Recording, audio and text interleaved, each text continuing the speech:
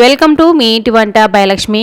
మీ ఇంటి వంటలో ఈరోజు జ్యూసీ బాదుషాల్ని ఇంట్లోనే చాలా సింపుల్గా ఎలా ప్రిపేర్ చేసుకోవాలో చేసి చూపిస్తున్నాను. వీడియోలో చెప్పే టిప్స్ అన్నీ ఫాలో అయ్యారంటే అస్సలు పాడయ్యే ఛాన్సే ఉండదు, చాలా పర్ఫెక్ట్గా వచ్చేస్తాయి. మీరు కూడా మీ ఇంట్లో తప్పకుండా ట్రై చేసి మీకు ఎలా వచ్చాయి కామెంట్ రూపంలో చెప్పడం అస్సలు మర్చిపోకండి. మీరు ట్రై చేసే ముందు వీడియోను మాత్రం ఎక్కడ స్కిప్ చేయకుండా చూసిన తర్వాతే ట్రై చేయండి, చాలా పర్ఫెక్ట్గా వచ్చేస్తాయి.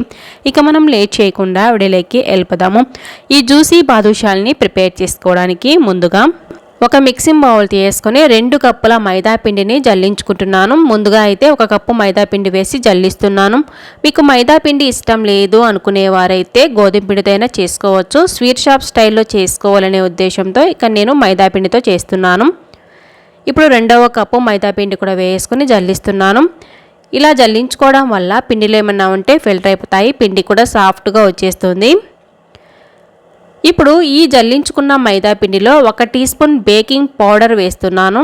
బేకింగ్ పౌడరు, బేకింగ్ సోడా వేరు, 1 చిటికా సాల్ట్ కూడా వేశాను.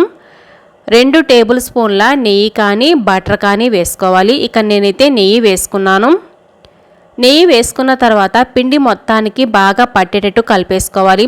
స్వీట్ షాపుల్లో అయితే డాల్డాతో చేస్తూ ఉంటారు. డాల్డా హెల్త్కు మంచిది కాదు కాబట్టి మనము ఇంట్లో నెయ్యితో కానీ బటర్తో కానీ చేసుకోవచ్చు. కలిపేసుకున్న తర్వాత ఇలా ఉండలాగా చేస్తే ఉండలాగా రావాలి. ఇలా రాలేదు అనుకుంటే ఇంకొద్దిగా నెయ్యి కానీ బటర్ కానీ వేసుకోవాలి. ఇప్పుడు కొద్దిగా నీళ్లను చల్లుకుంటూ పిండిని ముందుగా బాగా తడుపుకోవాలి. పిండిని ఎక్కువ సాఫ్ట్గా కలుపుకోకూడదు, గట్టిగా కలుపుకోవాలి. వీడియోలో చెప్పే టిప్స్ అన్నీ ఫాలో అయ్యారంటే పాడయ్యే ఛాన్సే ఉండదు. వీడియోను మాత్రం ఎక్కడ స్కిప్ చేయకుండా చూసిన తర్వాతే ట్రై చేయండి. ఇప్పుడు కొద్దిగా నీళ్లు చల్లుకుంటూ ఇలా కలుపుకోవాలి. ఒకేసారి నీళ్లు వేసుకోకుండా కొద్దిగా నీళ్లు చల్లుకుంటూ పిండిని తడుపుకుంటూ ఇలా ఉండలాగా చేసుకోవాలి. ఇలా కలిపేటప్పుడు కూడా మరి మనము గట్టిగా కలపకూడదు, మర్దన చేస్తున్నట్లుగా పైనే కలుపుకోవాలి. వీడియోలో చూపిస్తున్నట్లుగా ఇంత గట్టిగా ఉండాలి పిండి అనేది. పిండిని తుంచితే చూశారు కదా, వీడియోలో చూపిస్తున్నట్లుగా కనిపించాలి. ఇలా పిండి వచ్చింది అనుకోండి, బాదుషాలు పాడయ్యే ఛాన్సే ఉండదు, చాలా బాగా వచ్చేస్తాయి.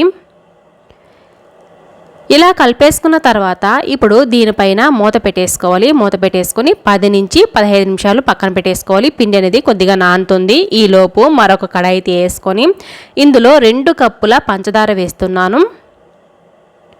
అలాగే 1 కప్పు నీళ్లు కూడా వేసుకుంటున్నాను. స్టవ్ని మీడియం టు హై ఫ్లేమ్కి అడ్జస్ట్ చేసుకుంటూ చక్కెర కరిగేంత వరకు ఇలా కలుపుకుంటూ ఉండాలి. ఇలా కలుపుకుంటూ ఉన్నప్పుడు చక్కెర అనేది బాగా కరిగిపోతుంది. చక్కెర కరిగిపోయిన తర్వాత ఇందులో 1/2 టీ స్పూన్ యాలకుల పౌడర్ అనేది వేస్తున్నాను. అలాగే 1 చిటికెడు కుంకుమ పువ్వు కూడా వేస్తున్నాను. కుంకుమ పువ్వు అనేది ఆప్షనల్ మాత్రమే, మీ దగ్గర ఉంటే వేసుకోవచ్చు, లేకుంటే లేదు. మొత్తం కూడా బాగా కలిసేటట్టు కలిపేసుకుంటూ పాకం మనకు ఇక్కడ హాఫ్ స్టింగ్ కన్సిస్టెన్సీ అనేది రావాలి, తీగ పాకం రావాల్సిన పని లేదు. ఇలా మరుగుతూ ఉన్నప్పుడు పాకాన్ని చెక్ చేసుకోవాలి. పాకం అనేది వీడియోలో చూపిస్తున్నట్టుగా కొద్దిగా పట్టుకున్నామంటే జిగురుగా అనిపిస్తుంది. అలాగే ఒక తీగలాగా వచ్చి మధ్యలోకి విరిగిపోతూ ఉంటుంది. ఇలా వస్తే సరిపోతుంది, తీగ పాకం రాకూడదు. తీగ పాకం వస్తే మనకు తొందరగా గట్టిపడిపోతుంది పాకం అనేది. ఈ పాకం ఉంటే కరెక్ట్గా సరిపోతుంది. ఇప్పుడు ఈ పాకాన్ని మూత పెట్టేసి పక్కన పెట్టేసుకోవాలి. ఇప్పుడు పిండి కూడా బాగా నానిపోయి ఉంటుంది. నేనైతే 15 నిమిషాలు నాననిచ్చాను. పిండి చూశారు కదా, తుంచితే ఇలా రావాలి. బాదుషాలు చాలా పర్ఫెక్ట్గా వచ్చేస్తాయి ఇలా వచ్చేస్తే. ఇప్పుడు పిండిని మళ్ళీ బాగా కలుపుకోవాల్సిన పని లేదు.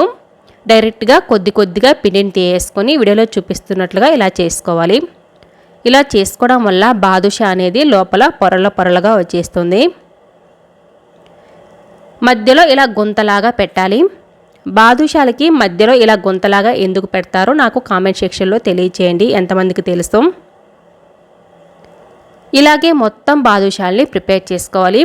చూసారు కదా, పిండి నానిన తర్వాత మళ్ళీ కలుపుకోకూడదు, డైరెక్ట్గా కొద్దిగా పిండిని తీసుకొని వీడియోలో చూపిస్తున్నట్లుగా చేస్తే సరిపోతుంది.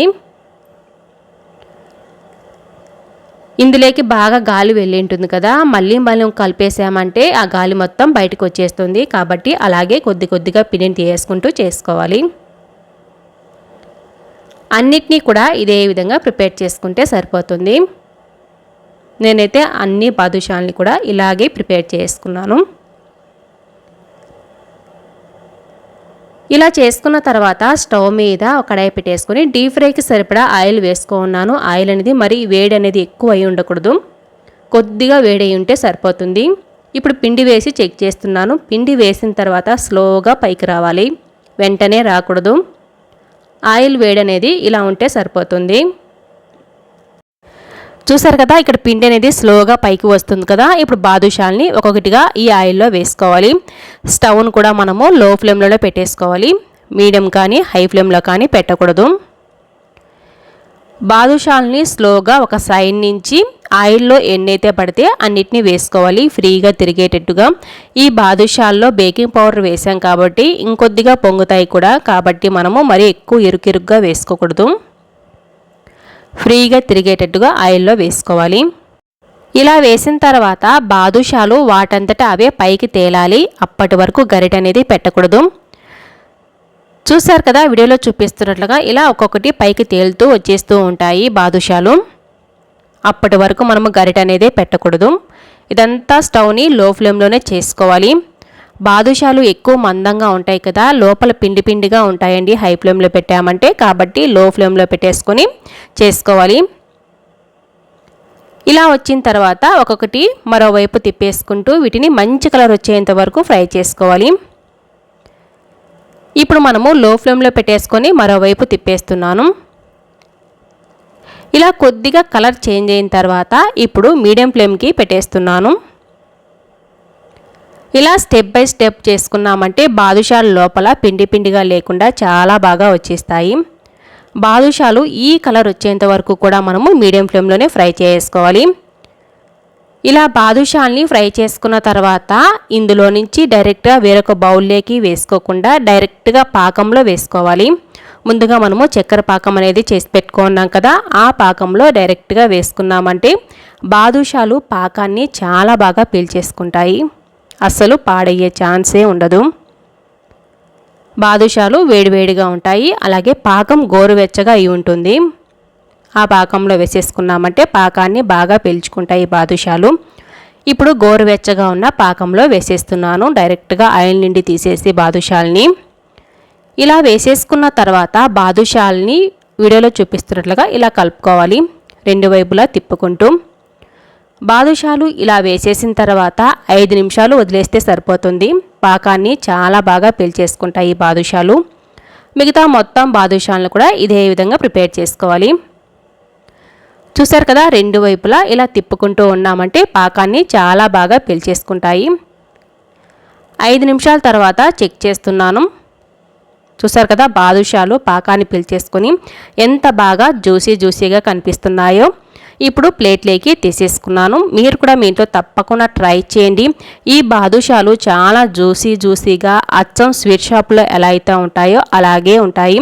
మీకు ఈ వీడియో నచ్చినట్లయితే ఒక లైక్ కూడా చేయండి. అలాగే కొత్తగా చూస్తుంటే సబ్స్క్రైబ్ చేసుకోవడం అస్సలు మర్చిపోకండి. మీ ఫ్రెండ్స్కి రిలేటివ్స్ కూడా షేర్ చేయండి. Thanks for watching.